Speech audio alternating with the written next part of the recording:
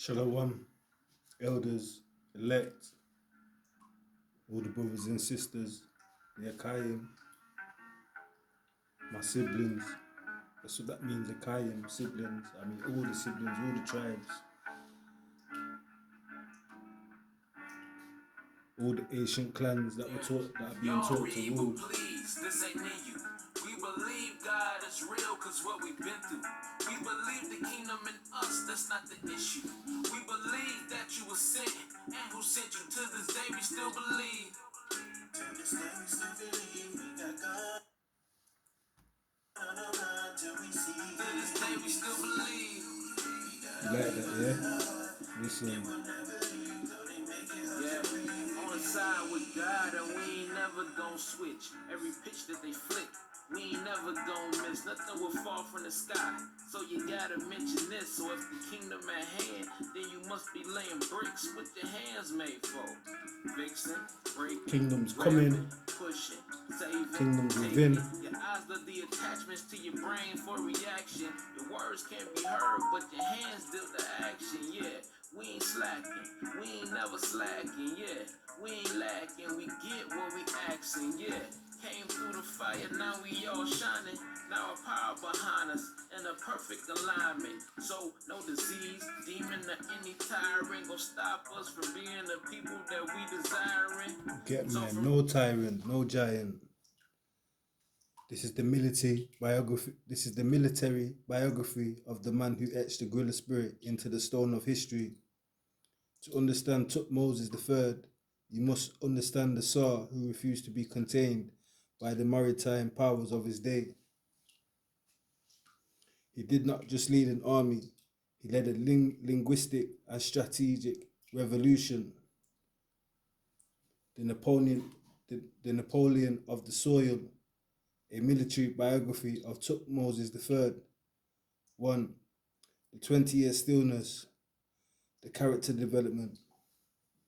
Before he was the greatest conqueror the world had ever seen, Thutmoses III was a prisoner of circumstance.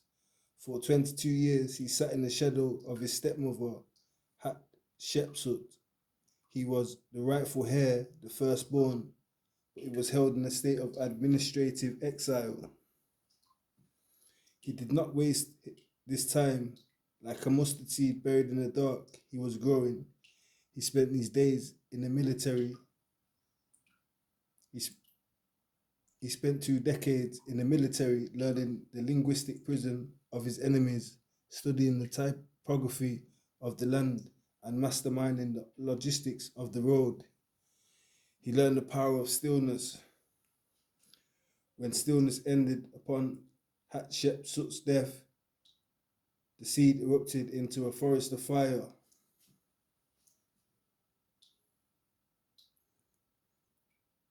When the stillness ended upon Hatshepsut's death, the seed erupted into a forest of fire. The Battle of Megiddo, stepping off the boat.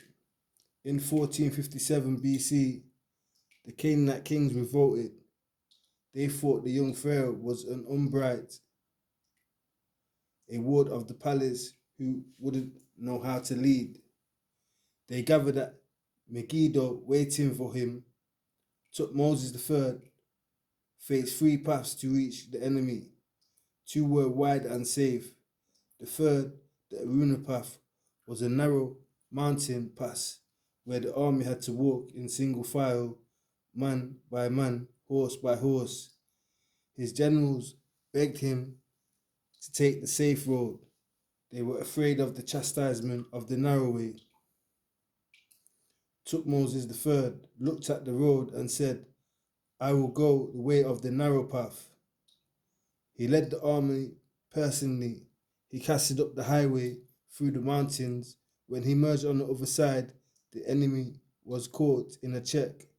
They didn't think any man would be bold enough to take the narrow road. This was his first guerrilla strike. He didn't fight the army, he fought the expectations. He won the battle in a single day, seizing 900 chariots and the estate of the rebels.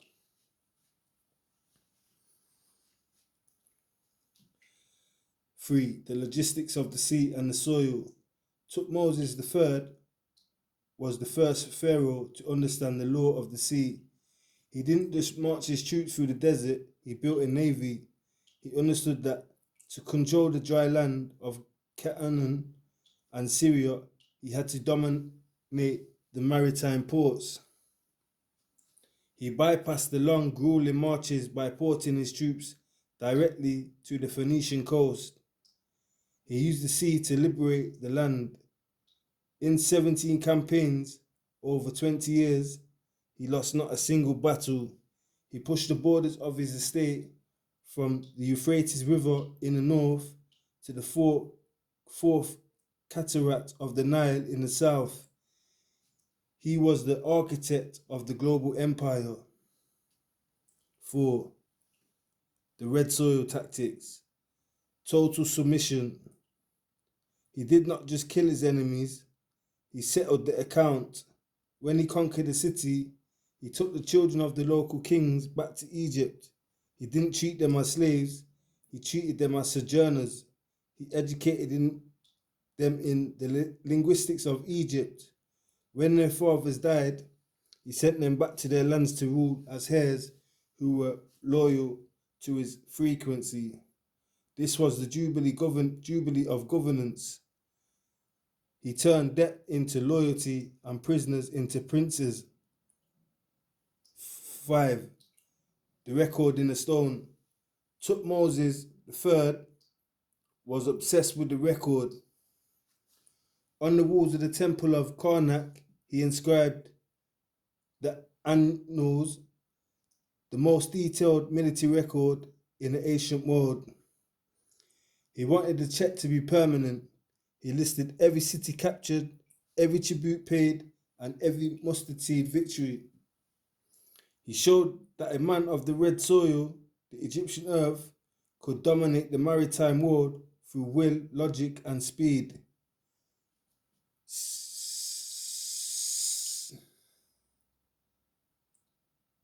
6. The legacy, the eternal Sar. Thutmoses III died after 54 years of rule. He left behind an empire that was wealthy beyond measure, but more importantly, he left behind the blueprint of the warrior king. Preparation, the 22 years of waiting, boldness, the Aruna path, the narrow way. Logistics, using the sea to serve the soil. Legacy, ensuring the record is etched in the stone.